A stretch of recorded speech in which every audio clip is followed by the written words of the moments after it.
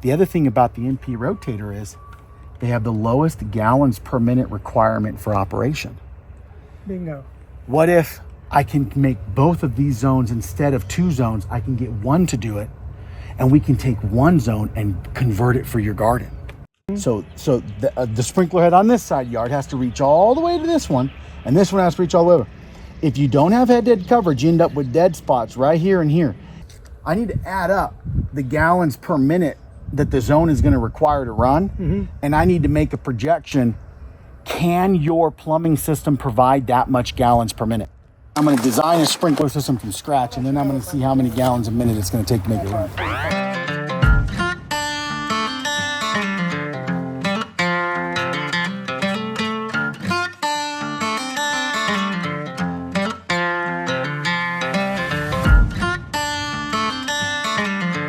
If I made that sprinkler head go all the way to the edging, 18 inches, it would throw 180 degrees, and it would overspray further this way and way further past the fence over here.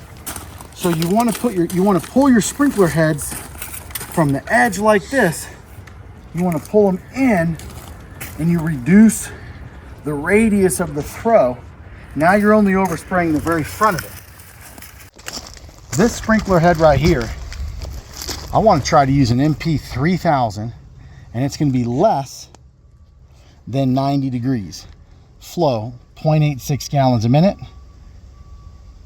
Quantity 1. Now, if you remember, that was 21 feet, 30 feet. Wonder if we can knock it down with an MP 3000. That's what we'll do. So we'll plan on the high side of our gallons per minute usage.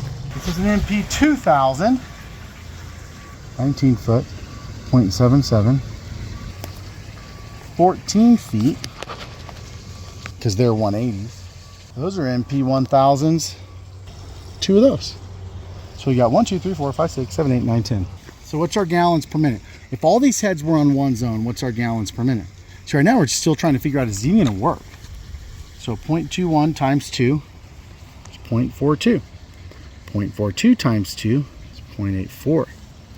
1.82 times 2 is 3.64. 0.86 times 2, 8.16. We have to be careful of the assumptions that we make. And one of the things you rarely want to do is start digging around the yard trying to guess where a lateral line is. You got to go from what you absolutely know. I know that water is being supplied to that sprinkler head by a lateral line. If I dig that head up and I backtrack, I can find the lateral line. But these 2 sprinkler heads are also at the base of this pretty large mature tree. So there's going to be a considerable amount of root work. I would cap the 2 heads that we're going to cap, expose the lateral line in the places I'm going to expose it. And I would do what's called timping it up. I would connect everything like I'm going to connect it, surface pipe on top of the ground before I do any digging. Okay. Stab my heads in the ground and just adjust them and see if they turn on and see if the volume works before I dig anything. Not out then I'm not out. All the digging and all the trenching. And, you know what I mean? Mm-hmm. So we timped up our zone to verify some assumptions that we were making. And now we have all of our heads that are intended to run on this zone temporarily plumbed in, and every single sprinkler head is functioning and throwing the distance that it needs to throw.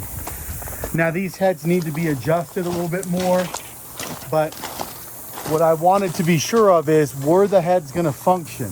Were they going to reach as far as they needed to reach? Was this 3000 going to run strong enough to throw as far as I wanted it to? Was the zone going to have the gallons per minute of volume availability to push the water the way we want? The answer is yes. So now that we've verified our assumptions, we know for sure our solution works. The next step is trenching in the line and making the installation permanent. So there's no more guesswork. Will it work? Will it not? Good job.